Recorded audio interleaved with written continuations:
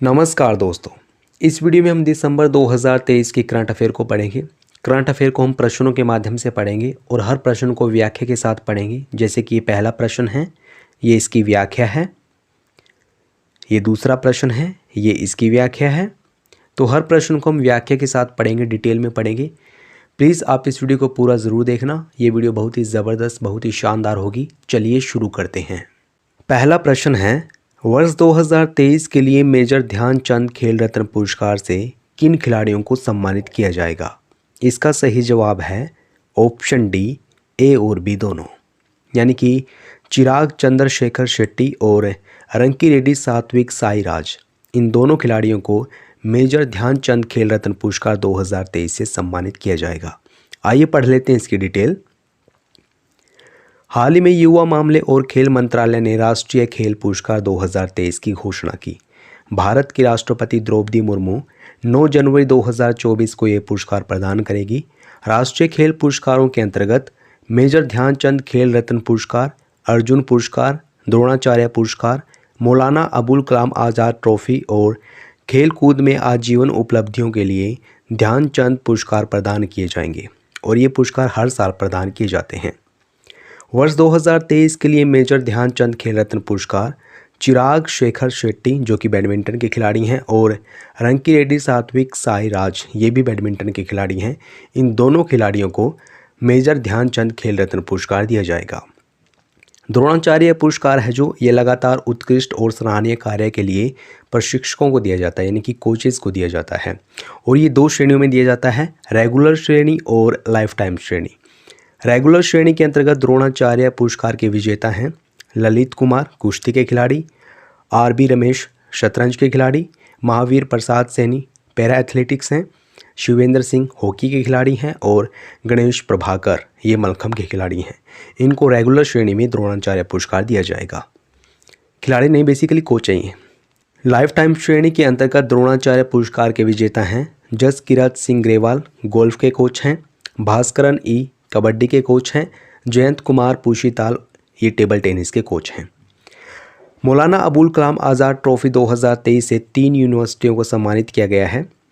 गुरु नानक देव विश्वविद्यालय अमृतसर में है, लवली प्रोफेशनल यूनिवर्सिटी पंजाब में है और कुरुक्षेत्र विश्वविद्यालय, ये कुरुक्षेत्र में है।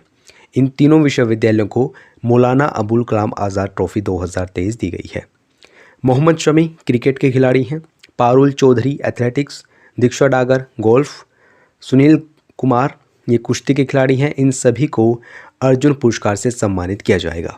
तो इस प्रकार से इस प्रश्न का सही जवाब है ऑप्शन डी, ए और बी दोनों, यानी कि चिराग चंद्रशेखर शेट्टी और रंकी रेड्डी सात्विक साईराज, इन दोनों खिलाड़ियों को 2023 के लिए मेजर ध्यानचंद खेल रत्न पुरस्कार दिया जाएगा। नेक्स्ट क्वेश्चन है, वर्ष 2024 के लिए हिंदी का साहित्यिक अकादमी पुरस्कार किसे दिया गया है? इसका सही जवाब है ऑप्शन ए, संजीव। देख लेते हैं इसकी डिटेल। हाल ही में साहित्य अकादमी ने 24 भाषाओं में साहित्यिक अकादमी पुरस्कार 2023 की घोषणा की है। इस वर्ष कविता की 9 पुस्तकें, 6 उपन्यास, 5 लघु कहानी संग्रह, 3 निबंध और 1 साहित्यिक अध्ययन में साहित्य अकादमी पुरस्कार जीते गए हैं। इस पुरस्कार को तमिल लेखक राजशेखरन को उनके उपन्यास नारवजी पदुम के लिए और तेलुगु लेखक पतंजलि शास्त्री को उनके लघु कहानी संग्रह के लिए चुना गया है। बता दें कि संजीव को उनके हिंदी उपन्यास मुझे पहचानो के लिए यह पुरस्कार प्रदान किया गया है। वहीं नीलम सरन गौर को उनके अंग्रेजी उपन्यास रिक्किम इन राग जानकी के लिए यह पुरस्कार प्रदान किया गया है। आप इन दोनों को विशेष रूप से याद रखें, ये दोनों इम्पोर्टेंट हैं। यह पुरस्कार 12 मार्च 2024 को पुरस्कार प्रस्तुति समारोह में प्रदान किए जाएंगे। साहित्य अकादमी पुरस्कार की बात करें तो इसकी स्थापना वर्ष 1954 में की गई थी। इस पुरस्कार को साहित्य अकादमी यानी नेशनल एकेडमी ऑफ लेटर्स द्वारा प्रतिवर्ष दिया जाता है। यह पुरस्कार प्रतिवर्ष अपने द्वारा मान्यता प्रदत्त 24 भाषाओं में साहित्यिक कृतियों के लिए प्रदान किया जाता है। इस पुरस्कार में एक ताबूत के रूप में, जिसमें एक उत्कीर्ण तांबे की पट्टिका, एक शॉल और 1 लाख रुपए शामिल हैं। साहित्य अकादमी पुरस्कार ज्ञानपीठ पुरस्कार के बाद भारत सरकार द्वारा प्रदान किया जाने वाला दूसरा सबसे बड़ा साहित्यिक पुरस्कार है। तो इसलिए इस प्रश्न का सही जवाब है ऑप्शन ए, संजीव को दिया जाएगा हिंदी का साहित्यिक अकादमी पुरस्कार। नेक्स्ट इंपॉर्टेंट क्वेश्चन है, वर्ष 2024 के लिए जारी जलवायु परिवर्तन प्रदर्शन सूचकांक में भारत किस स्थान पर रहा है? इसका सही जवाब है ऑप्शन ए 7वें। देख लेते हैं इसकी डिटेल। हाल ही में वर्ष 2024 के लिए जलवायु परिवर्तन प्रदर्शन सूचकांक यानी क्लाइमेट चेंज परफॉर्मेंस इंडेक्स जारी किया गया। यह सूचकांक दुबई में हो रहे वैश्विक जलवायु सम्मेलन यानी COP28 के दौरान जारी किया गया है। भारत इस साल के जलवायु परिवर्तन प्रदर्शन सूचकांक में 7वें स्थान पर रहा है। उच्चतम प्रदर्शन करने वाले देशों में शामिल हुआ है भारत। अब की बार इस सूचकांक में पहले 3 स्थान खाली रह गए हैं, क्योंकि किसी भी देश ने सूचकांक की सभी श्रेणियों में इतना अच्छा प्रदर्शन नहीं किया कि उन्हें संपूर्ण अच्छी रेटिंग दी जाए। इस इंडेक्स में डेनमार्क चौथे, एस्टोनिया को 5वें और फिलीपींस को 6ठे स्थान पर रखा गया है। यह सूचकांक German watch, new climate institute और क्लाइमेट एक्शन नेटवर्क द्वारा 2005 से वार्षिक आधार पर तैयार किया जाता है। यह 63 देश और यूरोपीय संघ के जलवायु परिवर्तन की तुलना करने के लिए एक मानकीकृत ढांचे का प्रयोग करता है। इसके तहत शामिल सभी देश संयुक्त रूप से 90% से अधिक ग्रीन हाउस गैस का उत्सर्जन करते हैं। इस सूचकांक का लक्ष्य अंतर्राष्ट्रीय जलवायु राजनीति में पारदर्शिता को बढ़ावा देना है। तो इस प्रकार से इस प्रश्न का सही जवाब है ऑप्शन ए 7वें स्थान पर रहा है भारत जलवायु परिवर्तन प्रदर्शन सूचकांक 2024 में। नेक्स्ट इंपॉर्टेंट क्वेश्चन है, हाल ही में राष्ट्रीय कानूनी सेवा प्राधिकरण यानी नालसा के कार्यकारी अध्यक्ष के रूप में किसे नियुक्त किया गया है?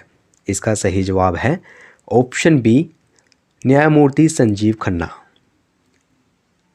डिटेल की बात करें तो हाल ही में राष्ट्रपति द्रौपदी मुर्मू ने न्यायमूर्ति संजीव खन्ना को राष्ट्रीय कानूनी सेवा प्राधिकरण के कार्यकारी अध्यक्ष के रूप में नियुक्त किया है। न्यायमूर्ति संजीव खन्ना सुप्रीम कोर्ट के दूसरे वरिष्ठतम न्यायाधीश हैं। न्यायमूर्ति संजीव खन्ना न्यायमूर्ति SK कौल का स्थान लेंगे, जो 25 दिसंबर 2023 को सेवानिवृत्त हुए थे। बता दें कि इन्हें 2004 में राष्ट्रीय राजधानी क्षेत्र दिल्ली के लिए स्थायी वकील के रूप में नियुक्त किया गया था। राष्ट्रीय कानूनी सेवा प्राधिकरण की बात करें तो इसका गठन वर्ष 1995 में राष्ट्रीय कानूनी सेवा प्राधिकरण अधिनियम 1987 के तहत किया गया था। इसका उद्देश्य समाज के कमज़ोर वर्गों को मुफ्त कानूनी सेवाएं प्रदान करना है। कानूनी जागरूकता का विस्तार करना भी इसका महत्वपूर्ण उद्देश्य है। यह राज्य के विधिक सेवा प्राधिकरण और गैर लाभकारी संगठनों को विधिक सहायता प्रणालियों और पहल को निष्पादित करने में मदद करने के लिए धन एवं अनुदान का वितरण भी करता है। गौरतलब है कि भारत के संविधान के अनुच्छेद 39A में प्रावधान है कि राज्य यह सुनिश्चित करेगा कि विधिक प्रणाली का संचालन समान अवसर के आधार पर न्याय को बढ़ावा देगा। आप ये भी जानते रहिए, वर्तमान में सुप्रीम कोर्ट के मुख्य न्यायाधीश धनंजय यशवंत चंद्रचूड़ हैं। तो इसलिए इस प्रश्न का सही जवाब है ऑप्शन बी न्यायमूर्ति संजीव खन्ना को राष्ट्रीय कानूनी सेवा प्राधिकरण का कार्यकारी अध्यक्ष नियुक्त किया गया है। अगला प्रश्न है, हाल ही में 33वां व्यास सम्मान 2023 से किसे सम्मानित किया गया है? इसका सही जवाब होगा ऑप्शन सी पुष्पा भारती। हाल ही में 33वें व्यास सम्मान 2023 की घोषणा की गई। अब की बार इस सम्मान के लिए हिंदी की प्रख्यात लेखिका पुष्पा भारती को चुना गया है। यह पुरस्कार उनके 2016 के संस्करण यादें यादें और यादें के लिए दिया गया है। इस पुरस्कार में लेखिका पुष्पा भारती को 4 लाख रुपए की राशि, एक प्रशस्ति पत्र और पट्टिका से सम्मानित किया जाएगा। 32वां व्यास सम्मान हिंदी के प्रसिद्ध लेखक डॉक्टर ज्ञान चतुर्वेदी को व्यंग्य उपन्यास पागलखाना के लिए दिया गया था। इस पुरस्कार की शुरुआत वर्ष 1991 में की गई थी। पहला व्यास सम्मान डॉक्टर रामविलास शर्मा को प्रदान किया गया था। यह पुरस्कार के बिरला फाउंडेशन की ओर से 10 वर्ष की अवधि में प्रकाशित सर्वश्रेष्ठ हिंदी की साहित्यिक कृति को दिया जाता है। गौरतलब है कि व्यास सम्मान के अतिरिक्त सरस्वती सम्मान और बिहारी सम्मान बिरला फाउंडेशन के द्वारा स्थापित अन्य साहित्यिक सम्मान हैं। वर्ष 2023 के लिए सरस्वती सम्मान तमिल लेखक शिव शंकरी को उनके उपन्यास सूर्य वामसम के लिए दिया गया है। सरस्वती सम्मान भी वर्ष 1991 में स्थापित किया गया था। तो इसलिए इस प्रश्न का सही जवाब है ऑप्शन सी, पुष्पा भारती को दिया गया है 33वां व्यास सम्मान। नेक्स्ट इंपॉर्टेंट क्वेश्चन है, कौन सा राज्य अंतर्राष्ट्रीय गीता महोत्सव 2023 में भागीदार राज्य है? इसका सही जवाब है ऑप्शन डी, असम। देख लेते हैं इसकी डिटेल। हाल ही में उपराष्ट्रपति जगदीप धनखड़ द्वारा कुरुक्षेत्र में आयोजित अंतर्राष्ट्रीय गीता महोत्सव 2023 में ब्रह्म सरोवर पर गीता यज्ञ कार्यक्रम का उद्घाटन किया। इसी के साथ कुरुक्षेत्र विश्वविद्यालय में 3 दिवसीय अंतर्राष्ट्रीय गीता सेमिनार का भी उद्घाटन किया गया। बता दें कि यह महोत्सव 7 से 24 दिसंबर तक कुरुक्षेत्र हरियाणा में आयोजित किया गया है बेसिकली। इस बार यह उत्सव 18 दिनों का होगा, जो पहले 16 दिन का होता था। 23 दिसंबर को कुरुक्षेत्र विश्वविद्यालय में 48 कोस कुरुक्षेत्र के तीर्थों पर एक सम्मेलन का आयोजन किया गया है। अंतर्राष्ट्रीय गीता महोत्सव 2023 में हरियाणा के लोक नृत्य, शिल्प, लघु उद्योग, खान पान आदि से संबंधित हरियाणा मंडप स्थापित किए गए हैं। गौरतलब है कि इस महोत्सव में असम इस वर्ष भागीदार राज्य है। गीता महोत्सव वर्ष 1983 में कुरुक्षेत्र विकास बोर्ड की एक पहल के रूप में एक जिला स्तरीय उत्सव के रूप में शुरू हुआ था। वर्ष 2014 में प्रधानमंत्री नरेंद्र मोदी ने कुरुक्षेत्र को गीता की शिक्षाओं के लिए एक महत्वपूर्ण केंद्र के रूप में मान्यता देने की प्रतिबद्धता जताई थी। यह महोत्सव 2016 में एक वैश्विक कार्यक्रम के रूप में बदल गया। तो इसलिए इस प्रश्न का सही जवाब है ऑप्शन डी, असम अंतर्राष्ट्रीय गीता महोत्सव 2023 का भागीदार राज्य है। नेक्स्ट इंपॉर्टेंट क्वेश्चन है, हाल ही में नई दिल्ली में आयोजित खेलो इंडिया पैरा गेम्स 2023 की पदक तालिका में कौन सा राज्य शीर्ष पर रहा है? इसका सही जवाब है ऑप्शन ए, हरियाणा। आइए देख लेते हैं इसकी व्याख्या। हाल ही में केंद्रीय खेल मंत्री अनुराग सिंह ठाकुर ने नई दिल्ली में खेलो इंडिया पैरा गेम्स 2023 का समापन किया। अब की बार हरियाणा 40 स्वर्ण, 39 रजत और 26 कांस्य पदक सहित कुल 105 पदकों के साथ शीर्ष स्थान पर रहा है। वहीं उत्तर प्रदेश 25 स्वर्ण, 23 रजत और 14 कांस्य पदक सहित कुल 62 पदकों के साथ दूसरे स्थान पर रहा है, जबकि तमिलनाडु 20 स्वर्ण, 8 रजत और 14 कांस्य पदकों के साथ तीसरे स्थान पर रहा है। बता दें कि खेलों के आयोजन में देश भर से लगभग 1450 पैरा एथलीटों ने भागीदारी दी है। खेलो इंडिया पैरा गेम्स 2023 खेलो इंडिया प्रोग्राम की नवीनतम पहल है, जिसमें खेलो इंडिया यूथ गेम्स, खेलो इंडिया यूनिवर्सिटी गेम्स और खेलो इंडिया विंटर गेम्स भी शामिल हैं।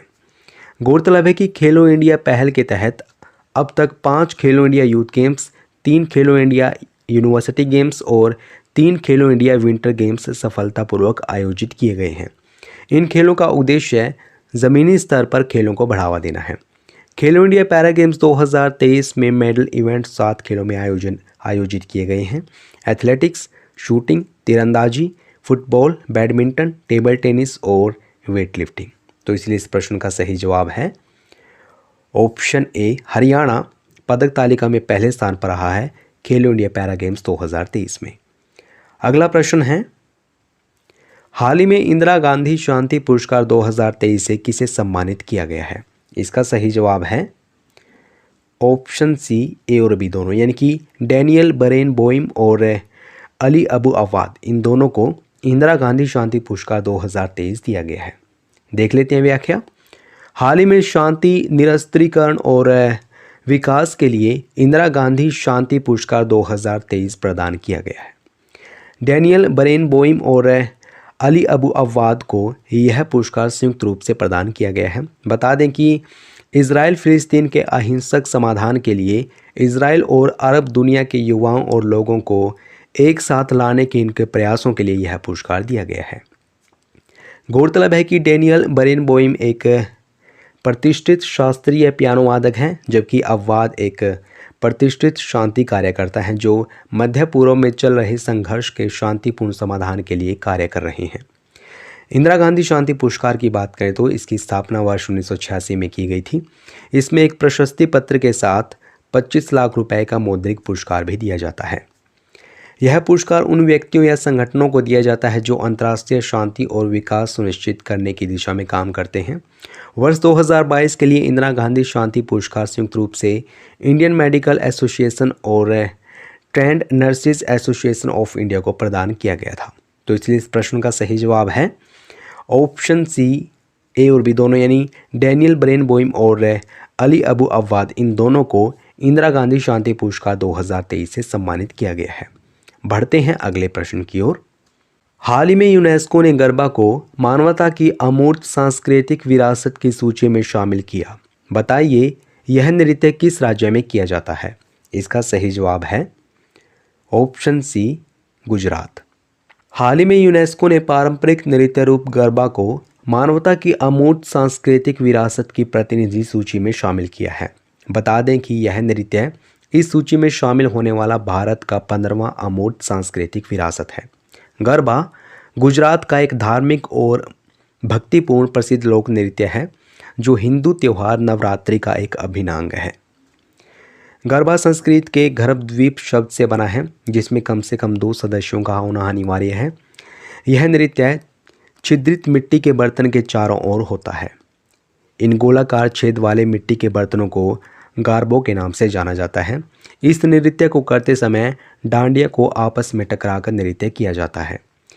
यूनेस्को की बात कर लेते हैं। इसका पूरा नाम है संयुक्त राष्ट्र शैक्षिक, वैज्ञानिक और सांस्कृतिक संगठन। यह संयुक्त राष्ट्र की एक विशेष एजेंसी है। इसका मुख्यालय पेरिस में स्थित है। यह शिक्षा, विज्ञान और संस्कृति में अंतर्राष्ट्रीय सहयोग के माध्यम से शांति निर्माण करता है।